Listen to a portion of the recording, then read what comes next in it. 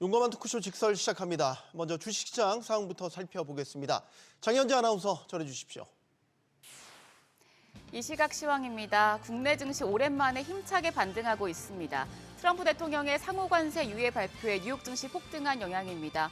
코스피 지금 장 초반에 매수 사이드카까지 발동되기도 했었는데요. 오늘 단숨에 2,400선 회복했습니다. 4.89% 오름세로 2,406포인트 가리키고 있고요. 코스닥도 4.54% 급등하면서 672포인트에서 움직임 보여주고 있습니다. 수급 상황 보시죠. 유가증권 시장 매매 동향입니다. 오랜만에 10거래일 만에 지금 외국인이 매수 우위 기록하고 있습니다. 2,123억 원 순매수 보여주고 있고요. 기관 역시도 800억 원 넘는 사자 포지션 취하고 있습니다. 이런 가운데 오늘은 개인만 홀로 3,029억 원 매도 우위 보여줍니다.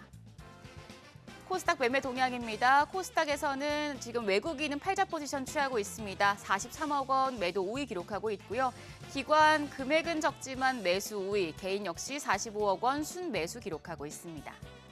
유가증권 시장 시가총액 상위 종목 거래가 확인하시죠. 오늘 1위부터 10위까지 전 종목이 상승합니다. 삼성전자와 SK하이닉스 반도체 투톱 상승폭이 큽니다. 삼성전자가 5% 가까이 급등하면서 55,600원, SK하이닉스 11.7% 급 반등하고 있습니다. 현재 거래가는 18만 원 선 넘어서면서 18만 4,300원으로 집계됩니다. LG에너지솔루션이 6.2% 오름세로 33만 3,500원, 삼성바이오로직스가 1.7% 강세로 거래되고 있고요. 현대차 역시도 6.35% 오름세입니다. 18만 9,300원에 거래가 집계되고 있습니다. 6위부터 10위도 보시죠. 기아가 4.3% 강세입니다. 87,400원. 셀트리온 어제 장중에 52주 신저가까지 나왔었는데 오늘은 5%가량 반등하고 있습니다. 거래가는 16만 2,100원입니다.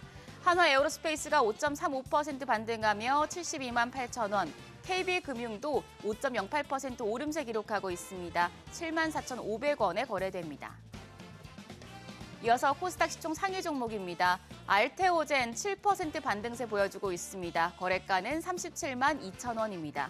에코프로비엠도 7% 넘는 반등세 보여주고 있습니다. 10만 1,500원대 거래되고 있고요. HLB가 1.7% 오름세로 5만 3,600원, 에코프로가 6.49%, 6.7%가량 상승하면서 5만 1,000원에 거래됩니다. 레인보우 로보틱스 2거래일 연속 강세 보여주고 있습니다. 오늘은 6.4% 강세로 현재 거래가 25만 7,500원으로 집계됩니다. 6위부터 10위도 체크하시죠. 휴젤이 상승폭을 키우고 있습니다. 7.59% 오름세로 거래가 33만 3천원입니다. 클래시스도 오늘 좋은 흐름 보여주고 있습니다. 오늘 미용기기 섹터가 좋은데요. 9.7% 상승하며 5만 8,300원대에 거래됩니다. 리가켄바이오가 5.87% 오름세로 9만 9,200원, 삼천당 제약이 5.74% 오름세로 15만 4,800원, 파마리서치도 7% 이상 상승 중입니다. 거래가는 34만 4천원으로 집계됩니다. 오늘 강세장에서 특히 강한 섹터 살펴보시죠. 우선 오늘 반도체 섹터가 강하게 반등하고 있습니다. 특히 고대역폭 메모리, HBM 관련주 상승세가 큰데요. SK하이닉스가 HBM 특수를 올라타고 글로벌 D램 시장에서 삼성전자를 꺾고 첫 1위를 기록했던 소식이 나오면서 SK하이닉스양 관련주들에도 매수세가 유입되고 있습니다. 우선 HBM 관련주 내에서는 미래반도체 상한가입니다. 11,830원이고요. 한화비전이 18% 넘는 급등세로 52,800원, 테크윙도 10% 가까이 올라갑니다. 거래가는 29,950원입니다.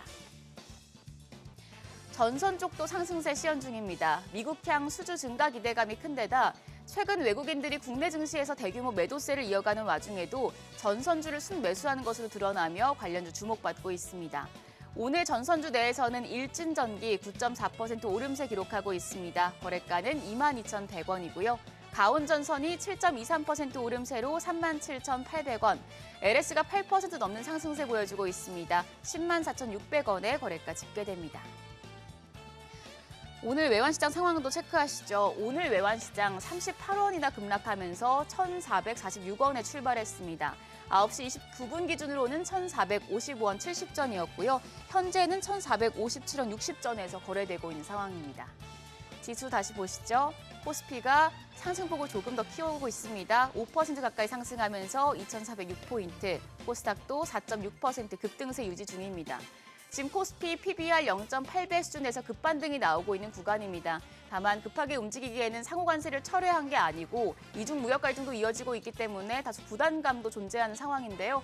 어떻게 대응하면 좋을지 계속해서 직설과 함께 하시죠. 지금까지 시장 상황 전해드렸습니다.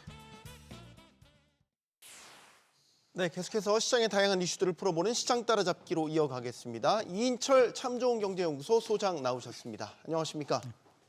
하루하루가 정말 관세 때문에 다이나믹합니다. 밤사이에 또 전격적으로 90일간 상호관세를 유예한다라는 소식이 전해졌습니다. 시장은 급등했고요. 이번에 가짜 뉴스는 아니었습니다. 가짜 뉴스가 아니었습니다.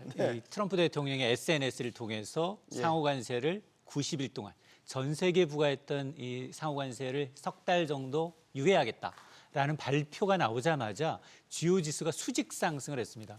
나스닥이 12%가 올랐어요. 정말 이례적인데 역대 두 번째 상승폭입니다. 여기에다 다우지수가 7.8%, S&P 500 지수도 두 자릿수 10% 넘게 올랐는데요. 물론 이제 모든 국가에 대한 상호관세는 90일 유예했지만 중국만 때리겠다라는 점은 분명했습니다. 네. 사실 미증시 개장 전에 중국이 이제 보복 관세를 매겼어요. 무려 상호관세 34%에다가 50%에 달하는 관세를 합쳐서 누적 84%의 미국산 제품에 대해서 관세를 매기겠다라고 하니까 바로 대응을 한 겁니다. 근데 시간이 너무 지났어요. 상호관세 발표 실현되고 13시간 만에 번복하다 보니 트럼프 대통령한테 아니 왜 갑자기 90일 정도 유예했느냐라는 질문이 나올 수밖에 없는데 아마 이 부분에 대해선 너무 국민들이 걱정이 큰 것 같다라고 얘기를 하고 있지만 내심 금융시장 불안, 특히나 채권 시장 움직임이 심상치 않다라는 이제 분위기를 감지한 것으로 보이는데요. 어쨌든 경기 침체 우려로 모든 투자 자산을 다 팔았거든요. 국제 유가부터 이제 모두 다 팔았는데 국제 유가도 이제 닷새 만에 하락의 고리를 끊었습니다. 4% 넘게 올랐고요. 또 이 환율 역시 우리가 지금 어제 가장 크게 걱정했던 게 환율이었거든요. 2009년 이후 이제 16년 만에 최고치를 찍었던 이제 1,480원 돌파했는데 이거 어떻게 되는 거냐라는 이제 불안 요인이 있었는데 어제 야간 거래에서 1,472원에 마감을 했는데 오늘 개장도 나쁘지 않았습니다. 1,446선에서 출발했는데 지금 한 1,450선 내외에서 움직임을 보이고 있습니다. 네. 자, 환율도 뭐 아주 춤을 춥니다. 소위 1,480원대 돌파했다가 또 이 소식 전해지니까 또 지금도 훅 떨어진 그런 상태죠. 맞습니다. 그만큼 이제 심리가 불안정하다라는 얘기거든요. 뉴욕 증시도 지금 역대급으로 장중 최저점과 최고점이 계속 바뀌고 있거든요. 뭐 10% 넘는 변동폭이라는 건 투자 심리가 정말 소문에 일희일비할 정도로 좋지 않다는 얘기인데 그 중에 이제 관세 때문에 그렇습니다. 특히 이제 어제 이제 1,480선을 웃돈 이유는 크게 이제 세 가지 요인입니다. 우선 경제 체력이 기본적으로 미국에 비해서 이제 낮아져 있습니다. 네. 여기다 이제 이 상호관세를 전 세계적으로 부과하고 특히나 중국이 맞보복하게 되면 G2 어차피 이제 치킨 전쟁으로 갈 수밖에 없는데 이렇게 되면 무역 의존도가 높은 위험 자산으로 분류되는 원화 가치는 떨어질 수밖에 없는 상황이었고요.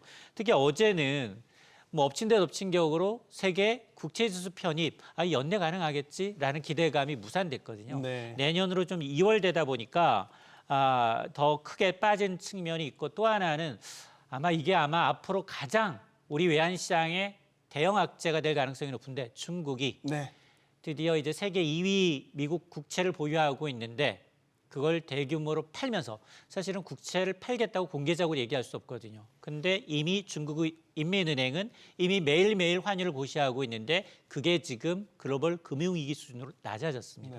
이런 걸 감안하게 되면 중국 정부가 인위적으로 위안화 가치를 좀 떨어뜨리면서 미국의 상호관세에 대응하려는 측면이 있는 게 아니냐라는 건데요.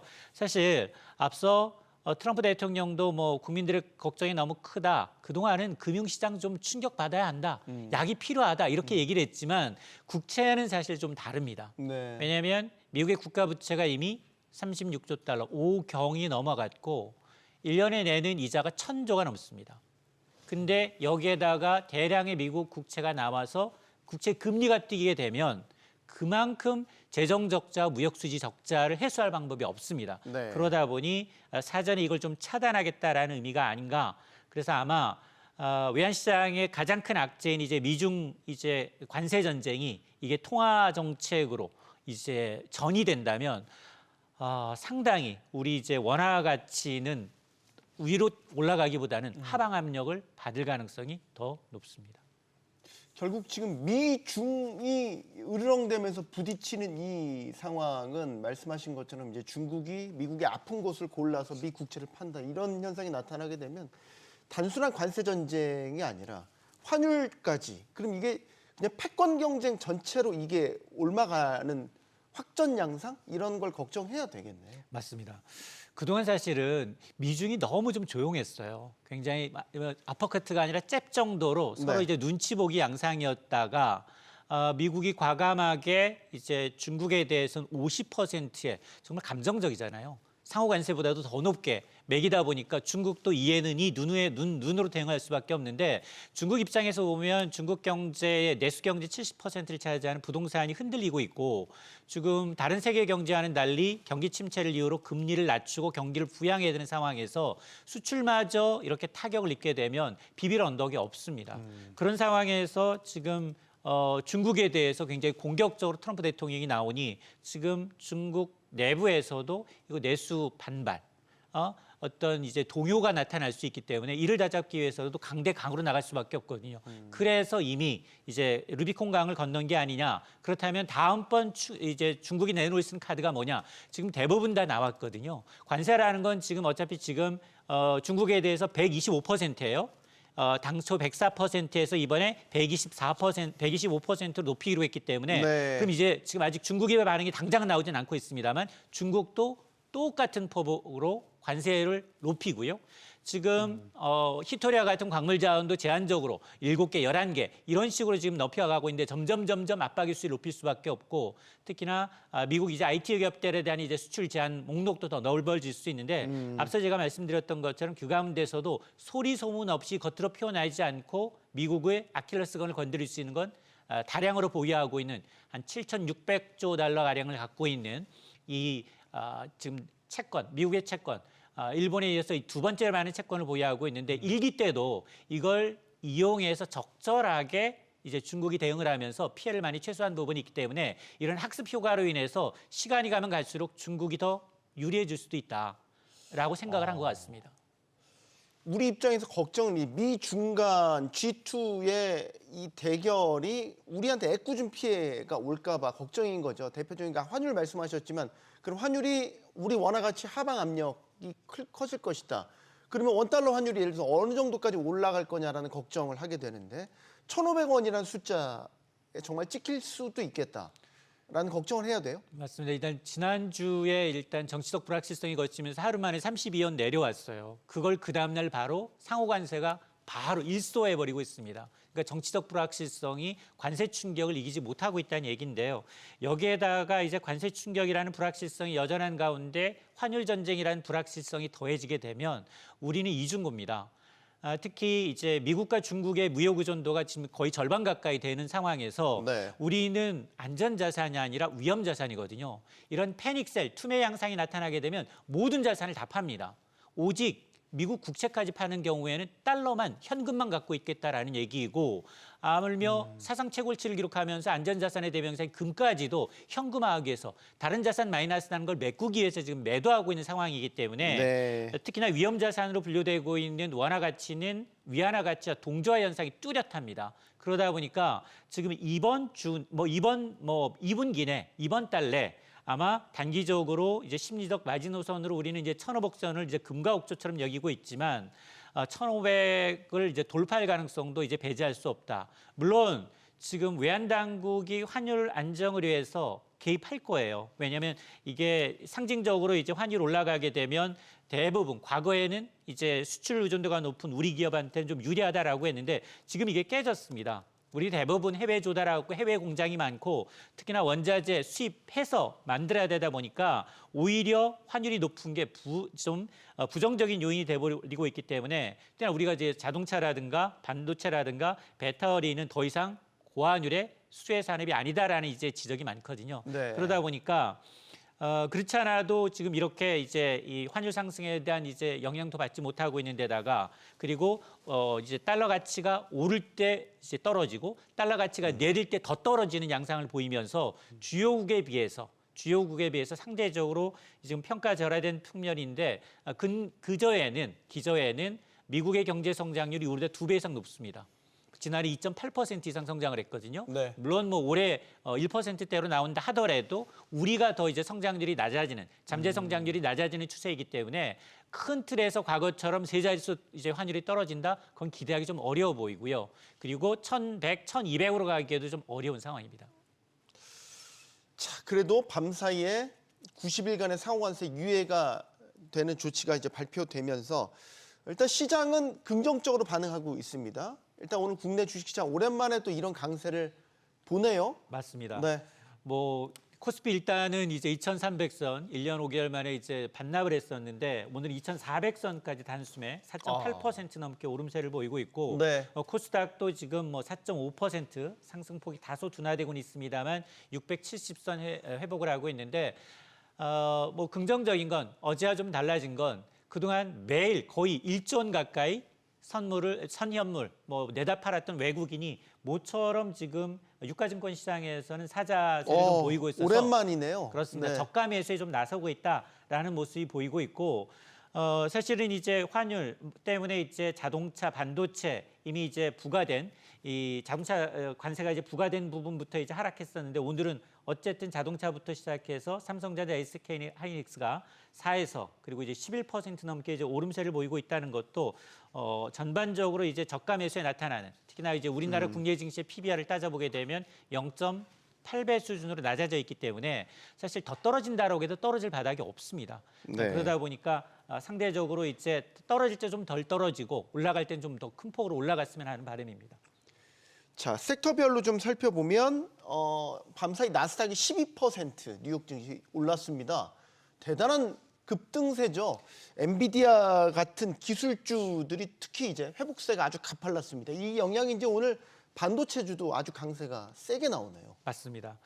사실은 이제 필라델피아 반도체 업종수가 전반적인 기술제에 미치는 파장이 워낙 크다 보니까 네. 이제 두 자릿수 넘게 그동안 뭐 이제 애플 같은 경우에는 마이크로소프트한테 시가총액 1위 자리를 내릴 정도로 4월 동안 뭐 20% 가까이 빠졌거든요. 그게 바로 이제 상호관세 중국을 때렸는데 이제 이 애플이 아프다. 애플에는 이제 미국 공장이 없고 전부 이제 중국 공장 의존도가 상당히 높고 부품을 포함하게 되면 대중국 의존도가 거의 90% 달하다 보니 네. 오히려 이제 아이폰 판매 가격이 역수입할 경우 미국에서 2배 이상 더 높아질 수 있다는 우려 때문이었는데 어쨌든 기술주들이 대부분 이제 한 두 자릿수 내외로 큰 폭으로 오르다 보니까 반도체 업종도 나빠 보이지는 않습니다.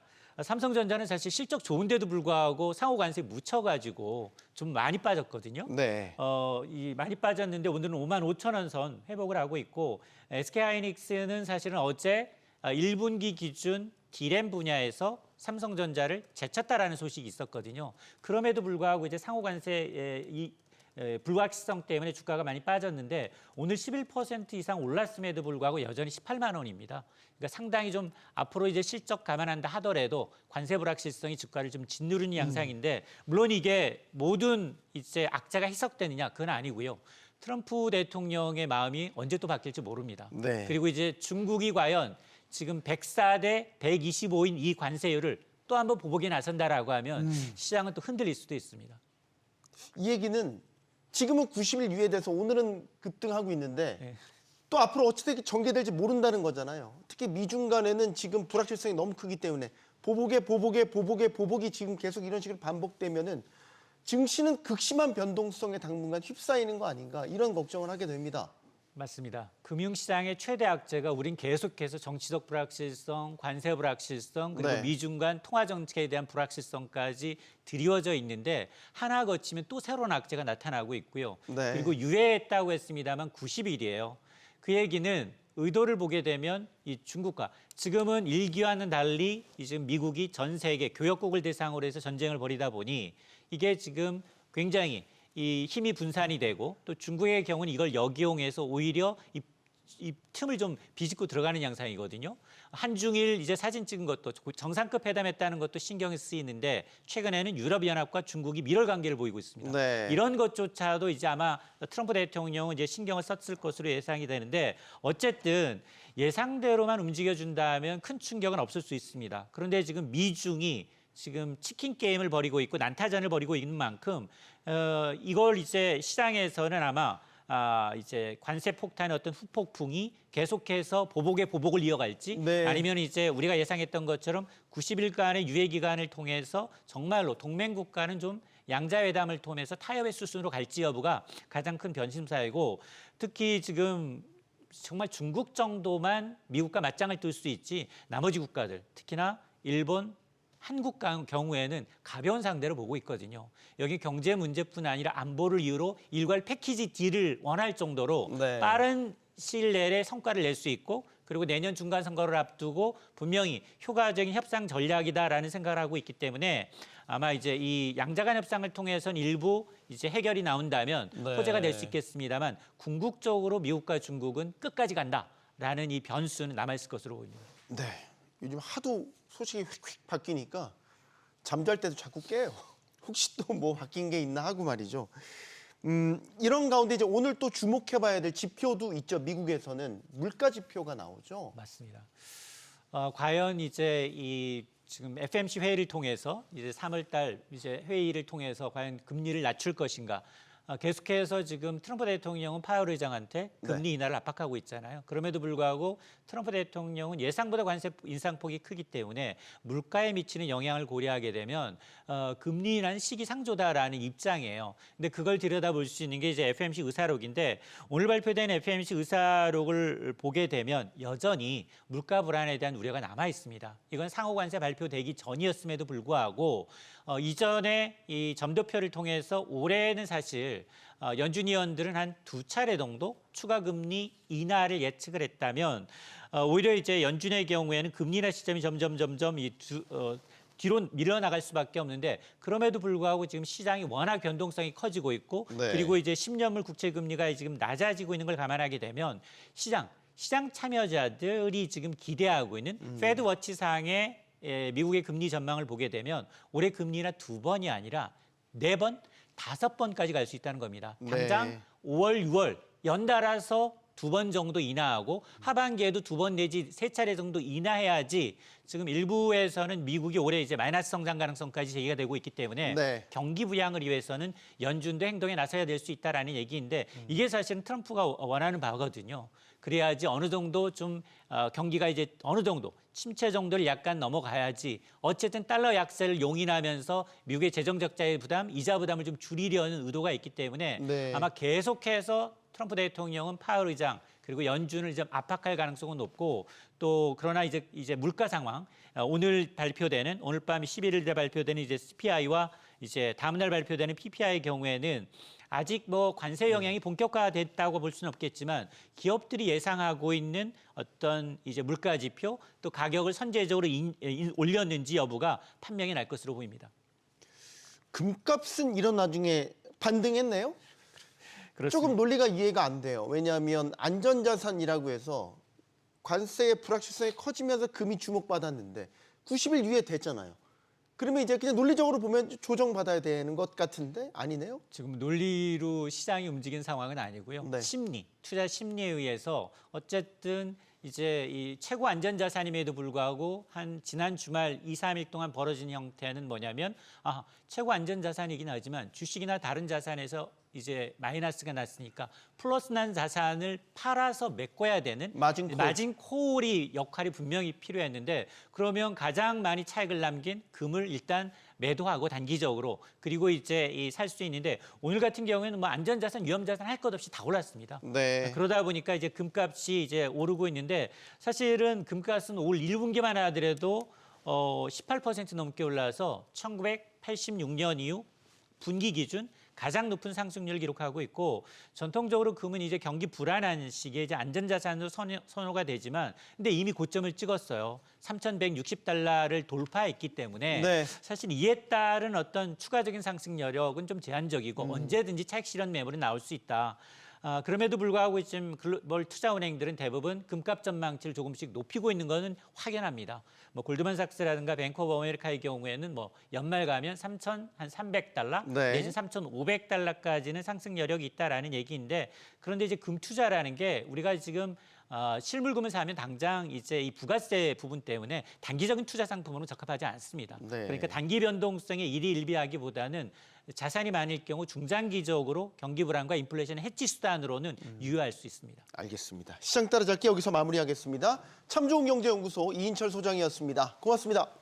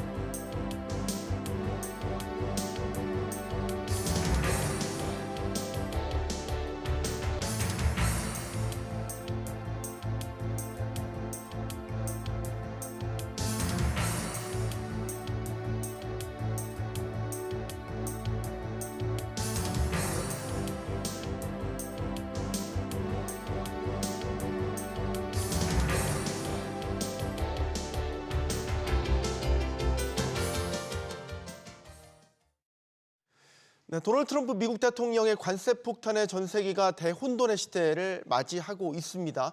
트럼프 대통령이 예고한 대로 상호관세 부가 시행됐지만 불과 또 몇 시간이 지나지 않아서 중국을 제외한 국가들에게는 90일이라는 유예 기간을 주었습니다.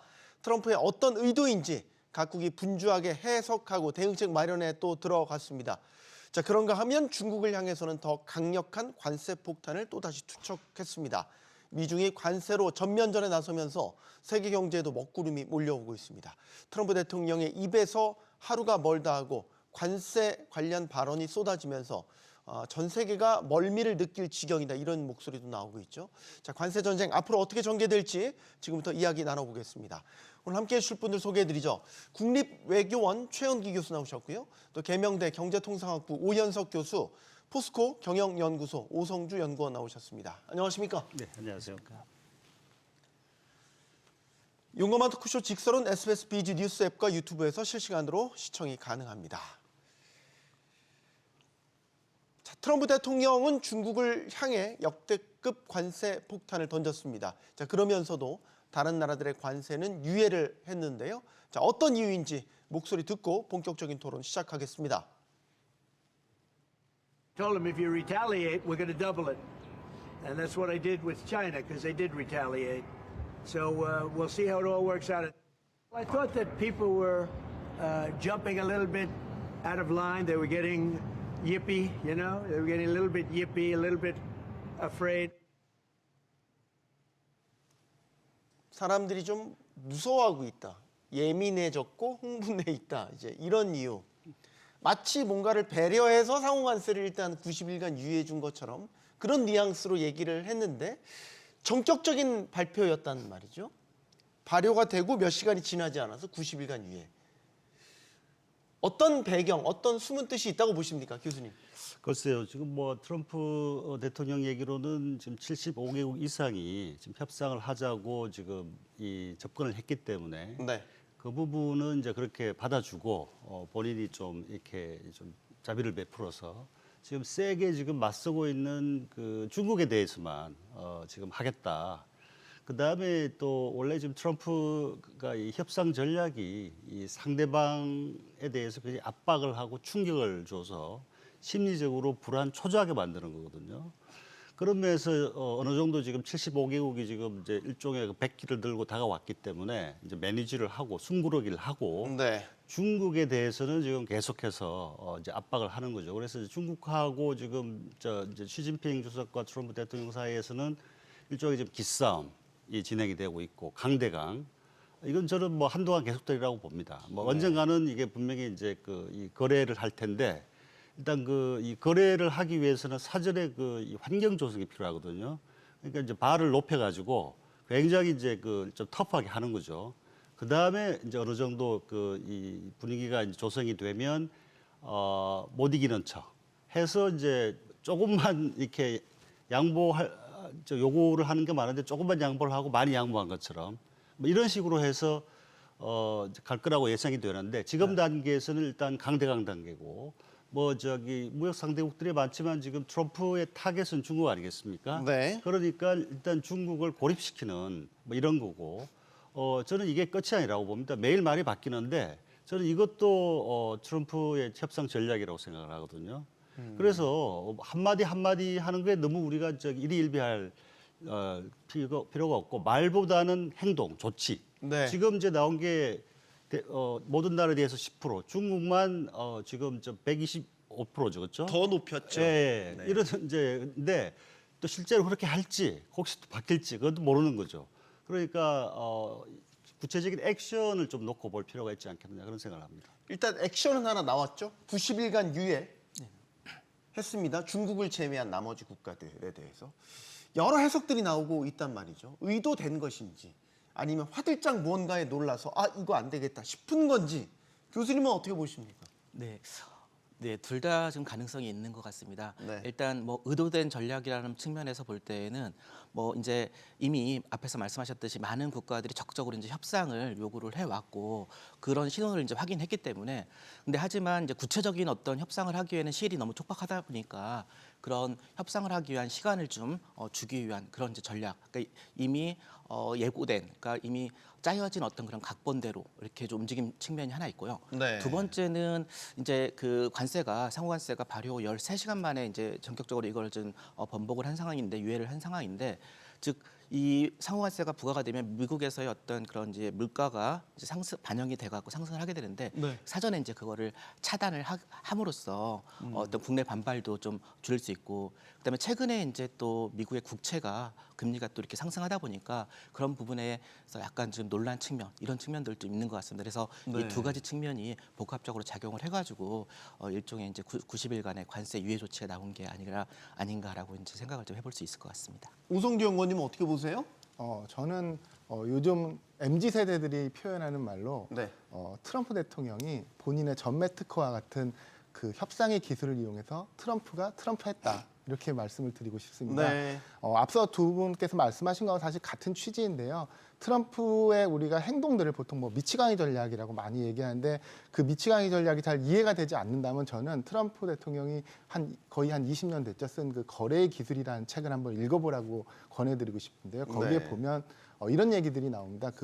뭐 대부분 자화자찬한 내용들이라서 이제 핵심만 놓고 보면 최대한 공포를 조장하고 판을 크게 키우고 유연성을 갖고 많은 것들을 유연하게 다뤄서 그다음에 또한 거기 있을 때는 레버리지를 활용해서 본인이 원하는 걸 획득한다. 이런 전략이거든요. 그래서 여기서 보면 이제 트럼프 대통령이 지금 이걸 굉장히 속도감 있게 밀어붙이는 거에는 이제 시간은 사실은 트럼프 대통령의 편이 아니거든요. 근데 이미 75개국 이상이 미국과 협상을 응해 와서 협상을 진행 중에 있고 그리고 본인에게 아까 두 분께서 말씀하신 바와 같이 최종 이 승부 철학을 쓰는 중국은 벌써 이미 맞대응을 하면서 긴장감을 끌어올리기 있기 때문에 다른 동맹국이라든지 미국의 우호적인 국가들과는 이 수위를 낮춰서 중국하고의 최종전을 준비할 수 있는 이런 무드가 조성이 됐다 이렇게 판단하고 있는 것 같습니다.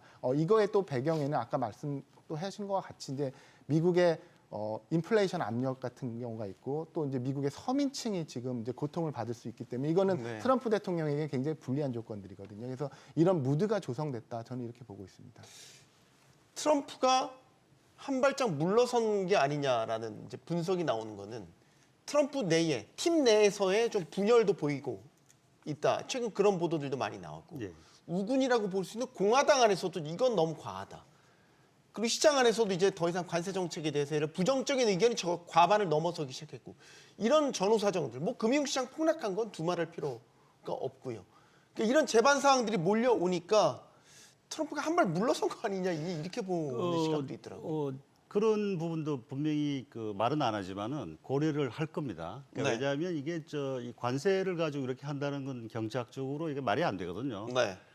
기존의 뭐 모든 경제학 이론에서 관세를 가지고 이렇게 푸시를 하게 되면 뭐 인플레이션뿐만 아니라 뭐 일종의 그 뭐라 그러죠 치킨 게임 양상이 되기 때문에 그 1930년대 스무트 홀리 법안처럼. 네.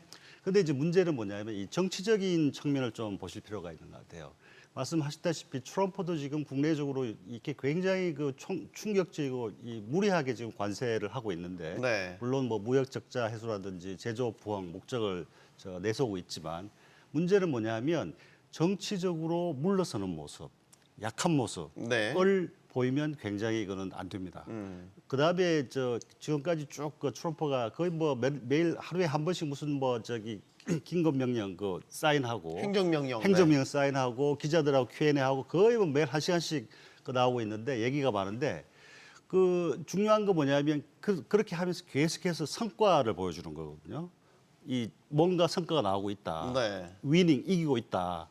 그러니까 이게 지금 국내 정치적으로 굉장히 중요하고 최소한 이게 내년 중간 선거까지는 가야 되고 중국도 마찬가지입니다. 중국도 지금 시진핑이 이 강한 지도자인데 이게 물러서는 모습, 그 다음에 이 트럼프한테 굴복하는 모습을 보면 안 되거든요. 그러니까 정치적인 차원에서 그렇기 때문에 일단 이 추후에 딜을 하더라도 중국도 여러 가지 계산을 하고 있습니다. 지금 이런 이 125% 이상의 관세, 그 다음에 중국도 지금 보복해서 87%인가요? 예. 이게 이제 되면 분명히 지금 일종의 폴라웃이 생기는 거죠. 네. 그렇지만은 이제 국내 정치적인 논리가 있고 이런 부분이 특히 중국 같은 경우는 이 미국에 대해서 강하게 맞서는 모습 이게 굉장히 중요하거든요. 그렇기 때문에 저는 한동안 간다고 봅니다. 예. 사실 시장에서는 이렇게 며칠 사이에 180도 다른 양상의 이 상황들이 전개가 되면서 많은 의구심들이 지금 제기되고 있습니다. 예를 들어서 뭐 그런 거죠.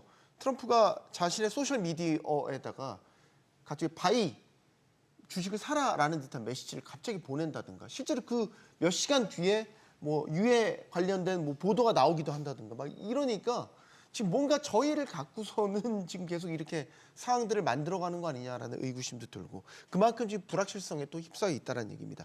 자, 중국 이야기로 좀 가보죠.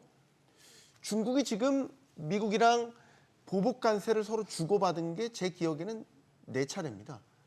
보복하니까 재보복했고 다시 보복했고 또 지금 재보복했어요. 그럼 이게 또 계속 더 할 수 있다는 얘기네요. 5번, 6번도 할 수 있다. 그렇게 보십니까? 더 올라갈 수 있다. 어떻게 전망하십니까? 네, 어제 이제 미국이 중국에 대해서 추가로 21% 보복 관세를 이제 부과한 이후에 아직 중국은 이제 별다른 반응은 좀 없는 것 같습니다. 네. 하지만 이제 이제까지 어떤 그런 경과를 봤을 때 그 미국이 특히 이제 중국이 뭐 반발을 하니까 보복을 하고 하니까 여기에 대해서 얼마 전에 50% 관세를 부과를 하고 중국도 여기에 대해서 똑같이 50%또 관세를 이제 보복 관세를 부과를 했었습니다. 하지만 요번에 21%로, 그러니까 그 50에서 21% 이렇게 낮췄는데 협상 전략에서 이거를 점점점 이렇게 높여 나가는 거. 예를 들어 21%에서 50%가 됐다. 그러면 이제 미국 입장에서 점점 강경하게 중국에 대해서 이제 대응을 하겠다는 취지인데 이거는 거꾸로 50%에서 21% 낮췄다는 얘기는 좀가 뭔가 이제 끝을 좀 보고 향해 달려가는 그런 좀 형국이 아닌가 싶습니다. 그래서 만약에 여기서 이제 중국도 대응을 한다고 하면 50%가 아니라 이전에 50%가 아니라 그보다는 좀 많이 낮은 수준으로 미국과 비슷한 수준으로 한 20%대 이 정도로 이제 관세를 부과를 하고 그다음 미국도 한 번 뭐 2번 정도 더 하겠죠. 네. 그리고 나서는 어느 정도 상황에서는 좀 이런 치킨 게임이 좀 멈추지 않을까라는 생각을 해봅니다. 중국도 지금 뭐 관영 매체들을 통해서 보내는 메시지 같은 걸 보면은 마음 먹은 것 같긴 해요. 물러서지 않겠다라는 우리 뭐 속된 말이 아니죠. 좀 과격한 표현으로 항전의 의지라고 할까요? 그런 메시지들을 계속 보내고 있어요. 예, 그 미국과 중국뿐만 아니라 우리가 전 세계 국가들이 알고 있죠. 이 게임의 최종 엔드 게임은 사실 이제 미중 간의 협상이나 미중 간의 이 관세 전쟁이 어떻게 끝날 것인가인데 지금 이제 이미 관세가 어마어마하게 올라갔죠. 125%라고 하면 더 이상 무역 시장이 제대로 작동할 수 없는 수준까지 왔는데 네. 여기에 중국이 맞불을 놓는 거는 사실 중국의 입장에서는 손해라고 생각이 됩니다. 이 트럼프 정부가 사실은 이걸 속도전으로 끌고 나가는 이유 중에는 시간은 중국의 편이라는 인식이 강한 거거든요. 트럼프 대통령 자체도 재선이 안 되다가 아까 말씀드린 바와 같이 인플레이션이라든지 미국 서민층의 고통이 같이 가중되는 문제 그리고 또 이게 이제 글로벌 경기 침체, 과거 대공황 같은 그런 우려가 있을 때는 더 이상 중단되는 게임이기 때문에 그 전에 바짝 기세를 올려서 중국을 압도해서 중국을 결국은 다소 굴복시키 주저앉히면서 협상을 유리하게 끌고 가기 위한 전략인데 여기에 중국이 말려들 이유가 없죠. 근데 초기에는 왜 중국이 그런 관세를 올렸느냐? 이거는 중국의 내치 문제도 있다고 생각이 됩니다. 강대국인 중국이 세계 이제 그 패권 국가로 부상하기 위해서는 네. 미국에게 굴복하는 모습을 보여줘서는 안 되죠. 가뜩이나 중국 내부 사정도 지금 보면 부동산 불황이니 내수 부족이니 경기 부양이 한계 이런 걸로 어려운 상황에서 정치적으로 약한 모습을 보여준다고 하면 시진핑의 정치적 입지가 오히려 좁아질 수 있죠. 그리고 이거는 또 좋은 기회이기도 하고요. 그래서 중국이 여기에 맞불로 놓고 대응하는 거는 미국이 끌어가는 어떤 판의 게임 흐름대로 끌려가기 때문에 결국은 중국에게는 더 좋은 전략이 될 수 없을 거라고 생각을 합니다. 계속 이렇게 강대강으로 부딪히면 누가 더 아프겠습니까, 최 교수님? 글쎄 제가 경제학자가 아니라서 네. 그 이제 경제적인 부정적인 효과가 어떻게 될지 모르겠는데 중국이 지금 그렇게 그 강경 대응을 하는 것에 대해서 뭐 설명하는 논리들이 있어요. 네. 하나는 이제 말씀하셨듯이 이 시진핑 주석이 이 물러서는 모습을 보이는 것 자체가 특히 국내적으로 이 정치적 정당성, 리더십에 큰 손상이기 때문에 그런 부분이 있고 네. 그다음에 그 트럼프 1기 때 무역 전쟁 이후에 그 미중 간의 그 무역액이 절대 수치는 늘어났지만 중국 전체 그 무역의 그 비중으로 보면 12%인가 아마 3%로 떨어졌다는 거예요. 네. 그래서 이제 그 중국은 이제 롱 게임, 장기전으로 생각하고 뭐 저 EU라든지 뭐 한국, 일본도 마찬가지고 대체 시장을 찾았죠. 그렇죠. 예, 그렇게 하고 버틸 수가 있다. 중국은. 그다음에 중국은 이제 공산당 권위주의자이기 때문에 쥐어짜면 버틸 수 있다. 뭐 이런 거. 그다음에 트럼프 같은 경우는 지금 이제 고비가 내년입니다. 중간 선거. 네. 벌써 지금 아까 전에 사회자께서 말씀하셨다시피 지금 앨런 머스크하고 지금 피터 나바로 그 저 경제고문하고 지금 뭐 서로 멍청하다고 예, 그러죠. 네. 나왔지 않습니까? 그러니까 이제 이렇게 세게 가다 보면 이게 분명히 내부적으로 뭔가 균열이 생기고 중국은 또 그런 걸 노리는 거죠. 중국은 항상 이 장기전 인내심이거든요. 근데 이제 중요한 건 문제는 뭐냐면 제가 보기에는 지금 이 트럼프 대통령이 발표한 대중 그 관세 조치도 마찬가지고 중국의 대응 조치도 그렇고 이거는 서스테이너블 하지 않거든요. 아까 전에 말씀하셨듯이 125% 가지고 어떻게 그 계속 유지를 하겠습니까? 지금은 기싸움 단계다. 이 블러핑, 티포텟 단계고 제가 볼 때는 벌써 이미 이 언더 더 테이블 비밀리에는 뭔가 대화를 하고 있을 거예요. 근데 이제 굉장히 극적인 모습을 연출해야 되는 거죠. 누가 양보하는 모습이 아니고 뭐 예를 들어서 뭐 제3자가 중재를 한다든지 그 저기 바이든 정부 때 보면 그 알래스카 그 국가안보실 외교장관 회담 있지 않습니까? 네. 그걸 전격적으로 만나는 거죠. 이제 그런 식으로 될 가능성이 높고 그게 또 이제 엔드 게임이 아닌 거죠. 이거는 4년 내내 계속 간다. 잠정 조치 뭐 하고 1단계 조치하고 이런 식으로 갈 수밖에 없다는 거죠. 그러니까 이제 이 국제 무역 시스템이나 시장 자체가 출렁거릴 수밖에 없는 거죠. 그 저기 미국 주식 시장이 확 떨어졌다가 지금 90일 잠정 유예 조치 하니까 다시 확 올라왔잖아요. 그렇죠? 그러니까 이제 출렁일 수밖에 없는 이런 기조로 간다. 저는 그렇게 봅니다. 이건 두 분께도 좀 두들이 관세 폭탄으로 서로 부딪히게 되면 결국 누가 더 아플 거냐라는 측면에서 교역량을 보면은 확실히 이제 중국이 미국으로 수출이 3배 정도 많더라고요. 단순 산수라면 3배 정도 더 아플 것 같다라는 생각을 하긴 하는데 품목별로 또 가중치가 다를 것 같기 때문에 어디가 더 아플 것 같아요? 예, 말씀하신 대로 뭐 그 수치상으로는 이제 중국이 많이 좀 아플 것 같긴 한데 이미 이제 트럼프 일기 때 중국에서는 이제 많은 그 공급망 다변화를 이미 좀 진행을 했었고 그다음에 네. 우회 수출도 많이 좀 하고 있는 상황에서 그 객관적인 어떤 수치만 갖고 판단하기는 좀 어렵지 않을까라는 생각을 합니다. 그래서 지금 뭐 좀 더 상황이 진행이 돼봐야 알겠지만 현재로서는 어디가 더 아프다라고 판단하기가 좀 쉽지는 않은 것 같습니다. 예를 들어 중국은 미국이 좀 민감해할 부분, 그러니까 트럼프의 주요 지지 지역에서 나오는 농산물이나 이런 것들에 대한 수입에 관세를 세게 걸어버리면 미국이 좀 더 아파할 수 있다. 이런 것들은 다 알고 지금 대응하는 걸 거 아니에요? 그렇죠. 예, 그렇죠. 그러니까 이 관세 전쟁은 사실은 관세만이 있는 것이 아닙니다. 그러니까 관세 전쟁을 통해서 미국이 이제 본인들이 지금 계속 문제가 돼 있는 재정 적자와 경상 적자에 계속 반복되는 걸로 부채가 너무 올라가 있고 달러가 약세로 전환되지 않고 있고 이런 모든 것들을 다 해결하는 결국 최종적인 목적지는 결국 이 뒤에는 이제 환율 전쟁이 이어질 것인데 이걸 통해서 원래 공화당이 원하는 작은 정부 그다음에 이제 효율을 중시하고 감세 이런 것들을 해야 됩니다. 이런 것들을 하기 위한 작업으로서 지금 미중 관세 전쟁을 하고 있는 건데 서로 아픈 곳이 다르죠. 노리고 있는 게 다른 거죠.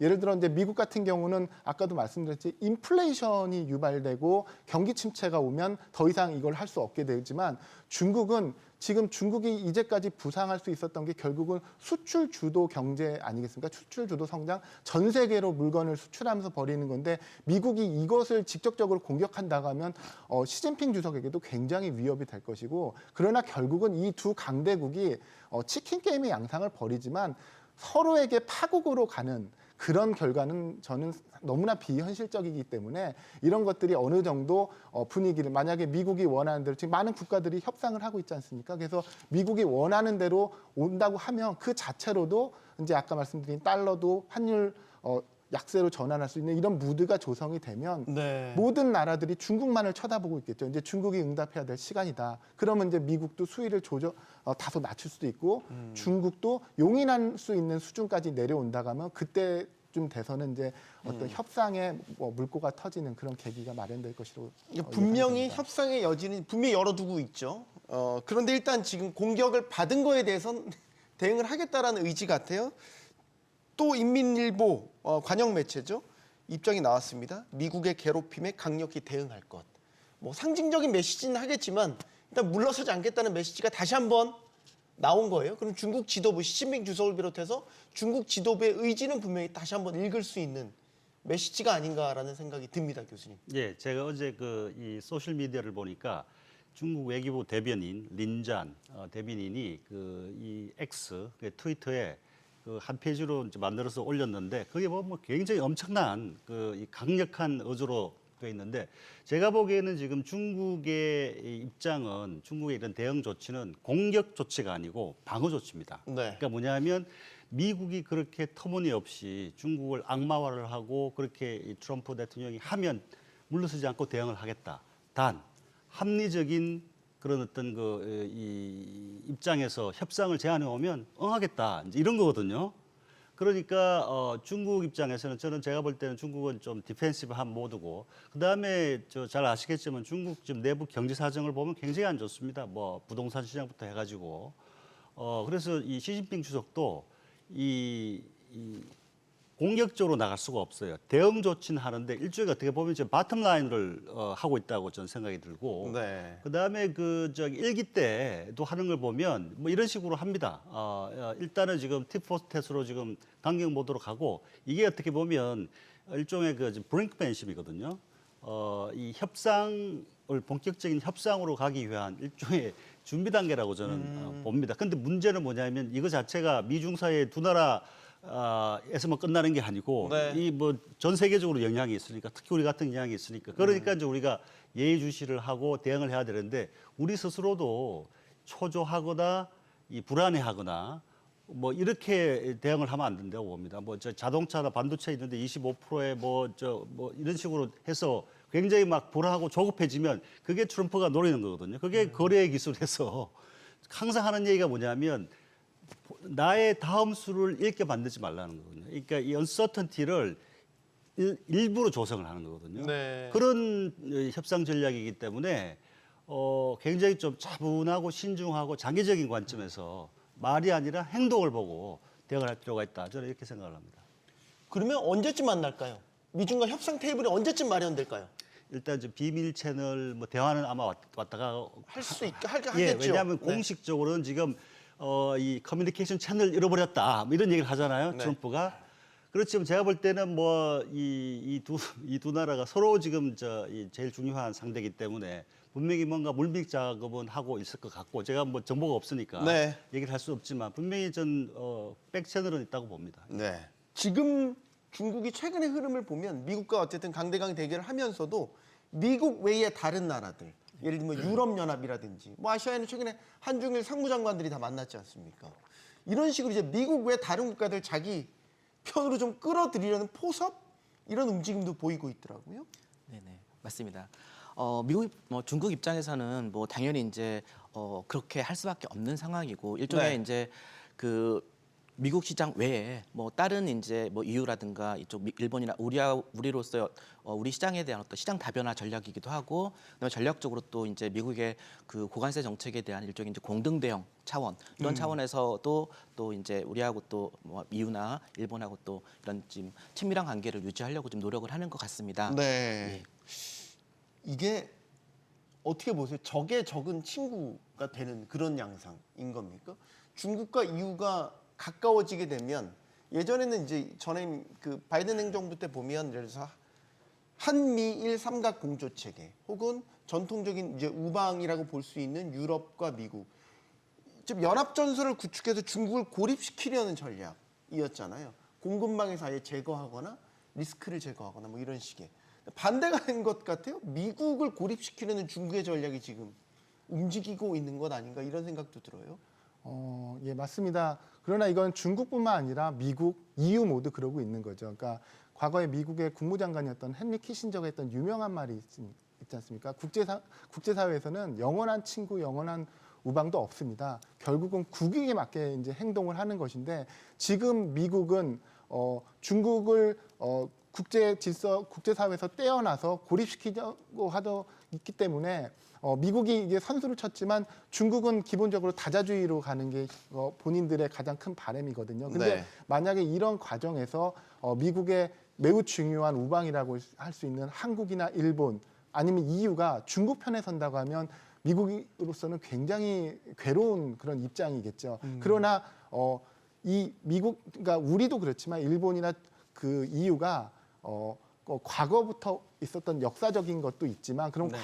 새롭게 중국이 재편하는 국제 질서에 편입되는 것이 과연 그 나라의 국익에 더 도움이 되는 것이냐를 냉철히 판단한다고 보면 꼭 그렇지만은 않은 것들이 있거든요. 그래서 그 국가들 모두 지금 이제 과거 미국이 전후 구축해놨던 세계 질서가 더 이상 작동하지 않는 상황에서는 어떤 질서가 자국에게 가장 유리할 것인지를 계속 그 탐색해 가면서 그 협상에 응할 것입니다. 우리도 그래야 될 것이라고 생각을 합니다. 그러면 중국이 우리한테도 인접 국가인 우리한테도 러브콜을 보낼까? 이런 생각을 하게 되네요. 또 연결지어서 보면. 이미 보내고 있죠. 보내고 그리고 있죠. 사실 이거는 얼마 전에 또 만났잖아요. 네. 네. 굉장히 오래된 건데 그래서 이제 우리의 입장이 이제 난처한 거죠. 우리에게 안보적으로 굉장히 중요한 미국과 그다음에 경제적으로 그리고 우리와 근접해 있는 중국 이 모두를 버릴 수 없는 우리 입장에서는 그동안은 안보는 미국, 경제는 중국이다 하면서 양 국가를 다 설득해 왔는데 이 두 국가가 직접적으로 충돌하는 이상은 우리가 마치 어느 정도 선택을 해야 되는 그런 모습을 보여야 되니까 여기에 우리의 이제 외교적 기술이 필요한 거죠. 그래서 두 국가 모두에게 결국은 한국이 우리 편이다라는 인식을 주는 것이 중요하다고 생각을 합니다. 오히려 오영건님 말 반대로 역발상적으로 생각해보면 우리가 갑 아닙니까? 우리가 미국을 선택하냐 중국을 선택하냐 좀 유치한 게임 같지만 예, 저는 그 양자택일의 문제가 아니라고 봅니다. 네. 그러니까 뭐냐면 정책적 판단이나 최종적인 어떤 그 선택은 외부에서 보기에 뭐 중국이나 미국이 보기에 어떤 선택인데 그게 그 프레임 자체가 네. 양자택일이다라고 하는 걸로 하면 우리 스스로 우리가 가지고 있는 레버리지를 줄이는 거거든요. 지금 보시면 공급망도 그렇고 무역 관계도 그렇고 그다음에 외교 관계도 그렇고 굉장히 이게 복잡하게 얽혀 있습니다. 이게 멀티플 게임이에요. 이게 싱글 게임이 아니라. 네. 그러니까 저는 당연히 우리가 중국하고도 인게이지를 해가지고 할 수 있는 여지가 있고 네. 미국하고도 할 수 있는 여지가 있습니다. 단 이 뭐죠 그 크리티컬 스플라이 체인이라든지 여러 가지 중요한 거 있잖아요. 전략적으로 중요한 거. 그건 우리가 당연히 우리의 그 국가이익이나 전략지익이 어디 있는지를 놓고 접근을 해야 되는데 그렇다고 그거 자체가 뭐 중국하고 아예 손을 끊겠다 그게 안 되거든요. 뭐 안 되죠. 당연히 예. 안 되죠. 그러니까 네. 지난 일본에서 그 상무장관 한중일 회의가 있었습니까? 네. 안덕근 장관이 이제 가셨는데 그 트럼프의 어떤 그런 그 관세 그에 대해서 공동 대응을 하겠다 이제 이렇게 얘기를 했잖아요. 그런데 엊그저께 한덕수 저 대통령 대행께서 절대 우리는 그렇게 안 간다. 그거는 현명한 방법이 아니다. 저는 그 굉장히 현명한 말씀이라고 보고 그렇지만은 그거 자체가 중국하고 무슨 경제 관계를 단절하겠다 그거 아니거든요. 할 수가 없고 중요한 건 뭐냐면 우리가 전략적인 웨이트를 어디에 두느냐. 이런 접근이 좀 중요하다고 봅니다. 이게 뭐냐면 딱 놓고 이거 할래 저거 할래가 아니에요. 그럴 필요가 없죠. 예. 그러니까 우리가 미국에게 불확실성을 안겨주는 거죠. 우리 편 같지만 우리 편 아닌 듯. 이런 식의. 뭐 트럼프가 불확실성을 즐긴다면서요. 우리도 트럼프 행정부에게 불확실성을 줄 수 있는 거 아닙니까? 역발상적으로 생각해 보면. 뭐 이론적으로는 가능합니다만 그러려면 우리가 무기가 있어야 됩니다. 그렇게 할 수 있는 현재 우리가 지금 사실 미국의 수출 의존도도 높고 중국에도 사실 의존도가 높아서 우리가 그런 상황이 될 수 있으면 사실 가장 좋겠습니다만 그렇지 못한 상황이라고 하면 저는 국익을 맨 앞에 두고 각 국을 그 두 강대국을 이게 사실은 거의 뭐 구한말부터 시작된 그 지정학적인 우리 리스크 아닙니까? 우리는 사실 그걸 잘 극복해온 나라입니다. 그리고 그걸 통해서도 오히려 성장을 해온 나라고 그렇기 때문에 두 국가 모두 한국은 우리 편이다라는 인식을 줄 수 있도록 그리고 겉으로는 표명하지 못하더라도 많은 물밑 작업들, 그다음에 외교 안보 라인, 경제 라인을 동원해서 협력할 수 있는 것을 협력하고 단호하게 뿌리칠 것을 뿌리치되 완전히 손을 놓지는 않는 그런 유연한 그런 스탠스가 필요할 것으로. 저희의 말이 되게 어렵죠? 근데 이게 사실 저희가 처해 있는 현실적인 상황이기도 한데 저는 자꾸 드는 건 저희가 너무 저자세로 갈 필요는 없다라는 생각이 자꾸 드는 거죠. 우리 저희가 갖고 있는 카드도 많이 있네. 반도체, 메모리 반도체 우리 아니면 누가? 미국, 중국 마찬가지 누가 공급해 줍니까? 그러니까 이런 것들은 우리가 강력한 카드가 될 수 있으니까 전략적 모호성을 가지고 미국과 중국의 소위 가배 행세를 할 수도 있지 않나. 나는 아름다운 그림을 또 그려봅니다. 교수님 의견도 듣겠습니다. 네, 앵커님 말씀하신 대로 이제 바꿔 생각하면 그런 측면도 있는데 네. 사실은 현실적으로 저는 개인적으로 어떤 그런 이제 양측에 대해서 우리가 이제 어떤 우월한 지혜를 갖고 있다보다는 중간 사이에 어떻게 보면 끼인 상황에서 눈치를 볼 수밖에 없는 아까 뭐 앞에서 우리가 좀 저자세로 나갈 필요가 없다라고 이렇게 말씀을 하시긴 하셨는데 물론 이제 말씀은 맞지만 현실적으로는 좀 어떻게 보면 양측 눈치를 지금 다 보고 있고 어느 한쪽에도 치우치지 않으면서 그 어떤 그 선을 좀 타기 위한 그런 전략을 좀 세우기 위해서 다들 좀 고민해야 될 때가 아닌가 싶습니다. 말씀하신 대로 우리가 가지고 있는 강점들 이런 것들은 좀 부각을 시켜서 네. 양측으로 하여금 우리한테 조금 더 이렇게 좀 가까이 올 수 있는 그런 협상 전략은 필요하겠지만 현실적인 상황에 있어서는 좀 어려운 부분도 많이 있지 않을까 싶습니다. 알겠습니다. 다 제 생각에 동의 안 하시는 것 같습니다. 세 분 다. 저 개인적으로는 맞는 말씀입니다. 그러니까 네. 자신감도 있어야 되고 우리의 자존심도 지켜야 되는데 예를 들어 국정의 최고 운영자라든지 기업의 최고 경영진 같은 경우는 자신감만 가지고 운영할 수는 없지 않겠습니까? 그래서 그런 면들을 다 같이 고려해 볼 필요가 있다. 이 정도로 말씀을 드려보고 싶습니다. 알겠습니다. 우리에게 이제 90일이라는 유예 시간이 주어졌지 않습니까? 하지만 역시 저희 뭐 이야기 들어보셨지만 상황이 녹록지는 않아 보입니다. 자, 미국 이제 협상 테이블 본격적으로 차려놓고 밀고 당기기 해야 될 것 같은데 협상하려면 관세보다 더 나은 대안을 내놔라 이런 식의 압박을 지금 하고 있습니다. 미국 무역 대표부 대표 이야기 들어보시죠. If you have a better idea to achieve reciprocity and to get our trade deficit down, we want to talk to you. 백악관에서 트럼프 대통령이 이런 메시지가 나왔죠. 협상하는데 동맹인 한국과 일본에 대한 협상을 우선하라. 들리기에는 좋은 말처럼 들리긴 하는데 매를 먼저 맞아라 이런 표현처럼 들리기도 하고 어떻게 보십니까, 교수님? 저는 이게 우리 입장에서는 우리한테 유리하게 이걸 활용을 해야 되거든요. 물론 저는 이건 다목적 포석이 있다고 생각을 합니다. 네. 그러니까 영어로 뭐냐면 영어로 우선 협상을 하라는 얘기, 영어로 prioritize 하라는 거였거든요. 그게 뭐냐면 우선순위를 두라는 얘기예요. 그러니까 가장 가까운 동맹이고 뭐 이러기 때문에 이 일종의 우선한다, privilege를 주겠다 이제 이런 의미도 있는 거고요. 그 다음에 이제 일반적으로 예측이 되듯이 지금 일본하고 미국 관계, 그 다음에 한국과 미국 관계를 보면 이 미국 시장에 일본이나 우리도 다 수출을 많이 하기 때문에 이 경제적으로 의존이 돼 있고 시장 의존도가 있고 그 다음에 이제 트럼프가 계속하는 말이 이 대규모 군대가 가서 지켜주고 있다 뭐 이런 얘기를 하잖아요. 그러니까 안보적으로도 의존하고 있고 그러니까 미국 입장에서 보면 일종의 굉장히 손쉬운 상대인 거예요. 이 무역 협상을 하기에. 그래서 나름대로 미국이 그리고 있는 그런 양자 협상의 일종의 모드 내지는 다른 나라들한테 이렇게 활용할 수 있는 벤치마킹 네. 뭐 이런 걸 만들어 가지고 이제 그게 이제 일본하고 한국한테 먼저 해가지고 뽐보기로 그렇게 해서 나중에 이제 중국한테 한다든지 봐라 이렇게 한국이나 일본은 이렇게 했다 그런 뭐 의도도 저는 없지 않다고 보는데. 중요한 건 뭐냐면 저는 이걸 우리가 유리하게 해야 된다고 봅니다. 그러니까 뭐냐면 아까 전에도 말씀하셨듯이 레버리지라고 있는데 우리가 항상 생각하는 게 뭐냐면 알래스카 LNG 그다음에 미국에 투자하는 거. 네. 그거는 뭐냐면 어떻게 보면 미국이 아쉬운 거거든요.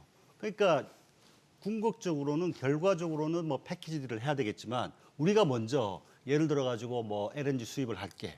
우리가 먼저 방위비 얼마 올려줄게. 얘기할 필요가 없는 거죠. 그거는 미국이 당연히 우리한테 요구할 거기 때문에 그러니까 이제 우선 협상을 하겠다라고 하는 거는 그것도 그 자체도 보면 일종의 우리한테 일종의 이점이 있는 거예요.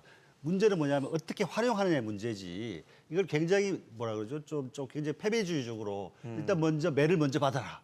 우리는 좀 다른 선택이 없다. 그러니까 그냥 숙이고 들어간다. 저는 이런 어프로치보다는 엊그저께 한덕수 대안께서 하셨듯이 굉장히 신중하게 그다음에 굉장히 여기에는 클리니컬 어프로치가 필요하거든요. 말 자체의 어떤 영향을 받기보다는 상대방의 포스처나 가장 아쉬워하는 거, 원하는 거, 그다음에 트럼프도 양점이 많습니다. 국내적으로도 그렇고. 네. 지금 오래 못 가거든요. 이런 관세 정책이나 이게. 왜냐하면 이제 국내 경제적으로 이게 백파이어 될 이슈들이 많거든요. 그렇기 때문에 그런 부분들도 보면서 이 시간 조절도 하면서 우리도 접근을 할 필요가 있다. 조급하게 접근하면 절대 초조하게 접근하면 좀 안 된다고 봅니다. 우리가 먼저 협상 테이블을 차리는 게 우리한테 유리하게 작용할 수 있다라고 보십니까? 저는 좀 아닌 것 같습니다. 생각이 좀 다르시고. 예, 네. 교수님께서 말씀하신 내용하고 저는 좀 약간 좀 반대되는 생각인데요. 네. 말씀하신 대로 우리나 일본 입장에서는 미국에 대한 안보라든가 이런 거에 대한 의존도가 높고 소위 말해서 미국에서 이제 아까 말씀하신 대로 굉장히 쉬운 상대입니다. 수월한 상대. 네. 그러다 보니까 우리하고 일본에서 뭔가 굉장히 좋은 가시적인 성과가 나올 가능성이 굉장히 높습니다. 예.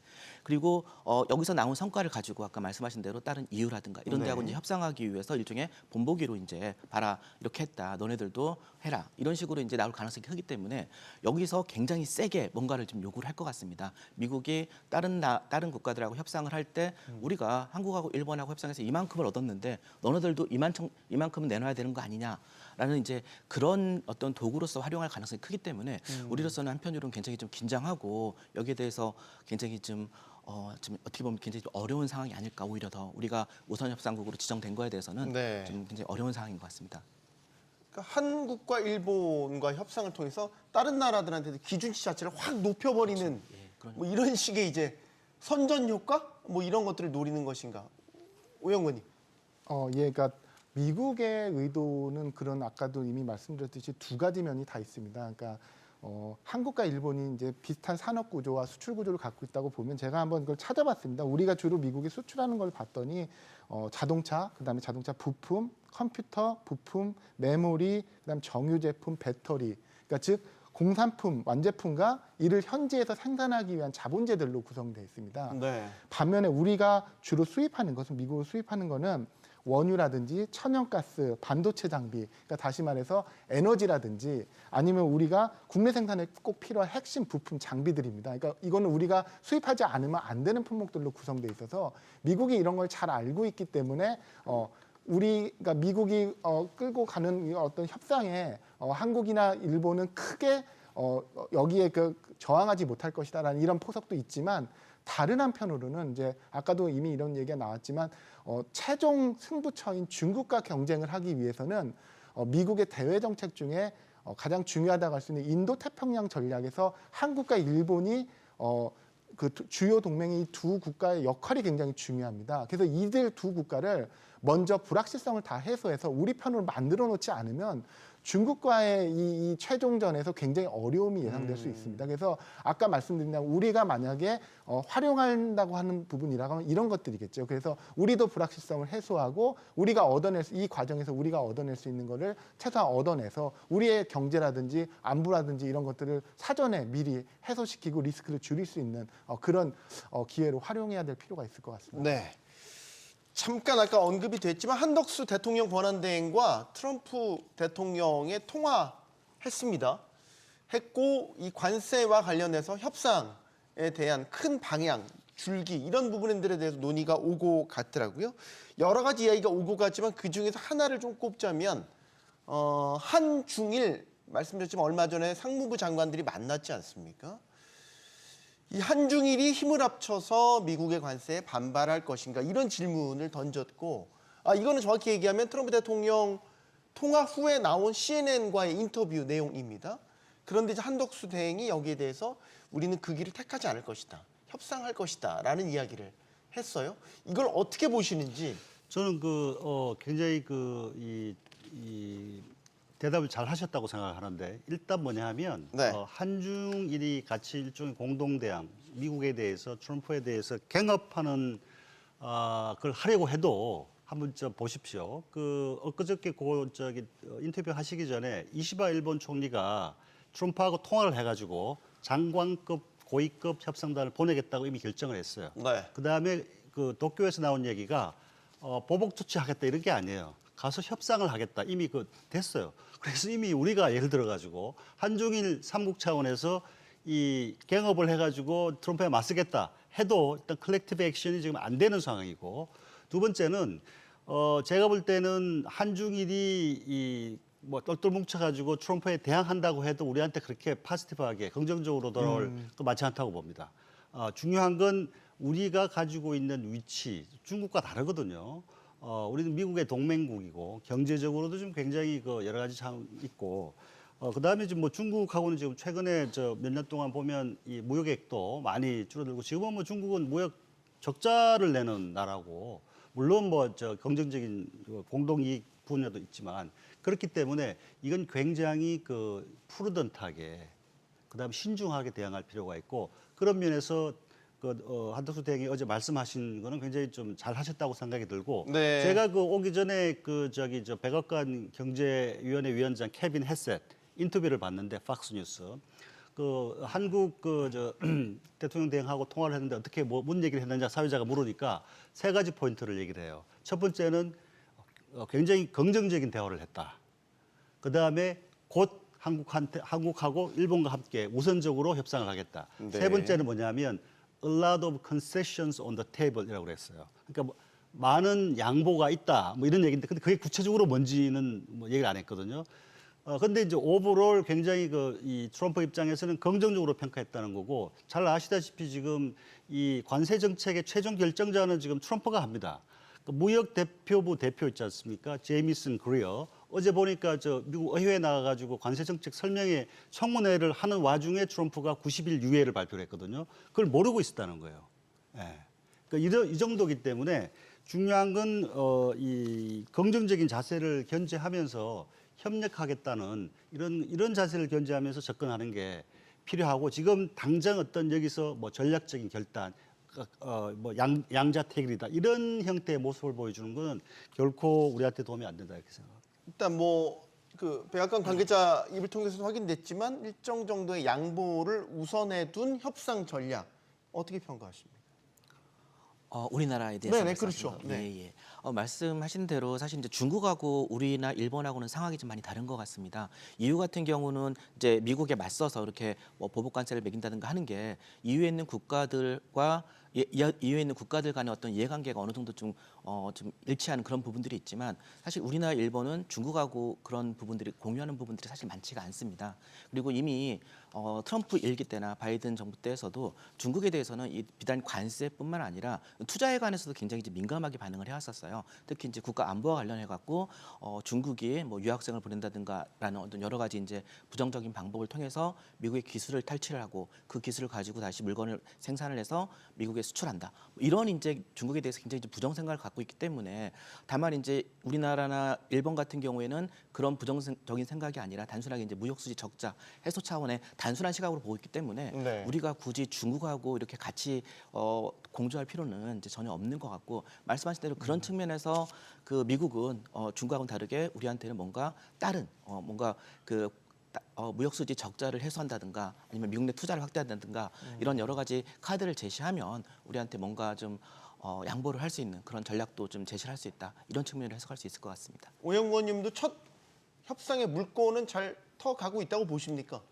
예, 저도 이제 그 한덕수 대행께서 이제 주미대사도 하시고 통상교섭본부장도 하셨기 때문에 미국도 잘 알고 이제 협상도 잘 아셔서 초기 전략상으로도 괜찮았다고 보입니다. 그러니까 한중일 공동 대응이란 건 사실은 가능하지도 않아 보이고요. 그다음에 우리에게 실익도 없습니다. 그래서 무슨 그 미국의 조치에 대한 반발 심리에서 명분적으로 세우는 것도 사실은 얻을 수 있는 게 별로 없는 상황이고 네. 또 앞서 말씀드렸듯이 이제 우리가 그 양 정상 간 대화에서 미국이 한국에게 협상을 원하는 분야를 5가지 정도 구체적으로 명확히 했기 때문에 우리는 그 협상에서 우리가 이제 얻을 수 있는 것들은 뭐고 양보할 건 뭔지를 찾아내는 게 더 중요하고 그리고 우리 한중일 관계를 잘 보시면 우리보다도 중국하고 일본이 관계 개선이 잘 되지도 않습니다. 오히려 우리가 한일 관계나 한중 관계가 더 낫다고 할 수 있는 상황에서 일본도 먼저 움직이지 않는데 이거에 대해서 우리가 사실 먼저 움직일 필요도 없고 일본이 스탠스 변화가 있다가 하면 그걸 잘 예의주시하면서 우리가 그거에 차분하게 대응해 나가는 것이 좋은 전략으로 보입니다. 협상 방식에 대한 의견도 좀 들을게요. 지금 패키지들이 얘기되고 있잖아요.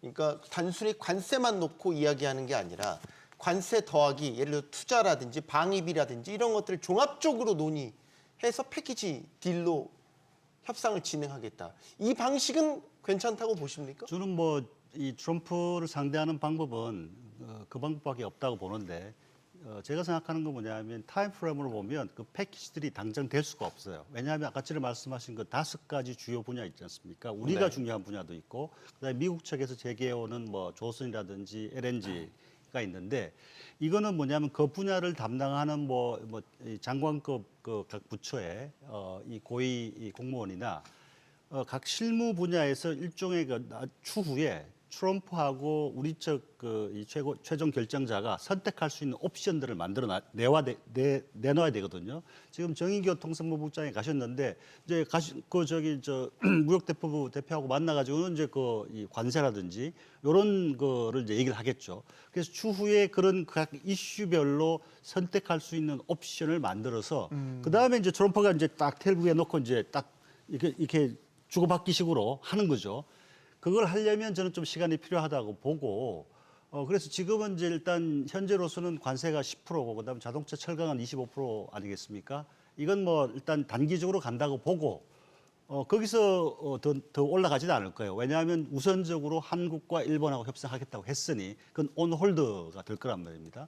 그러니까 이제 추후에 그런 그 최종적 패키지들로 가는 과정에서 그걸 트럼프가 조기에 이렇게 인하할 수도 있고 이런 좀 이렇게 순탄치 않은 굉장히 불확실성이 높은 그런 협상 과정이 남아 있다고 봅니다.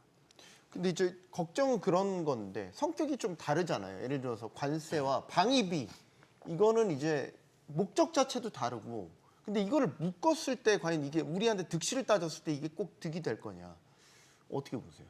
네.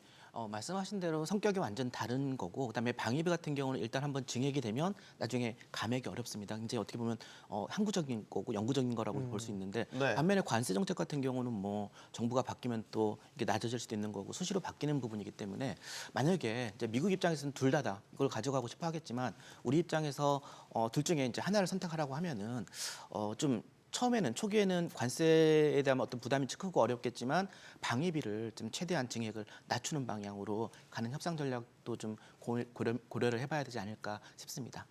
오영구 의원님은 어떻게 보세요? 예, 여기에는 그 정말로 협상의 기술이 필요한 건데요. 그러니까 트럼프가 말하는 트럼프의 협상의 기술이 아니라 정말 이론적인 협상의 기술이 필요한 부분인데, 원래라면 협상은 개별적으로 해야 됩니다. 그래서 개별적인 협상을 통해 예를 들어 귤을 가지고 서로 다툴 때 한쪽은 과육을 먹고 다른 한쪽은 과육을 내주되 반대급부와 함께 귤 껍질로 차를 끓이기 위한 그런 이익을 찾는다든지, 이런 것들을 찾지 못한다고 할 때는 우리가 그 베트나라고 하는 개념이 있습니다. 협상이 결렬됐을 때의 대안인데, 그것은 전적으로 만약 우리가 개별 협상으로 이걸 끌고 가자고 한다면 그 베트나를 찾는 것은 전적으로 우리 정부의 몫이 됩니다. 그래서 만약에 그걸 찾지 못한다고 하면 상대가 지금 그 레버리지로 활용하기 위해서든 여러 가지를 패키지로 묶었을 때 우리도 한쪽을 취하고 한쪽을 내주는 이런 협상이 더 원활해 보입니다. 자칫해서 이런 베트나가 준비되지 않은 상황이라면 개별 협상으로 해서 개별적으로 모두 손해를 보는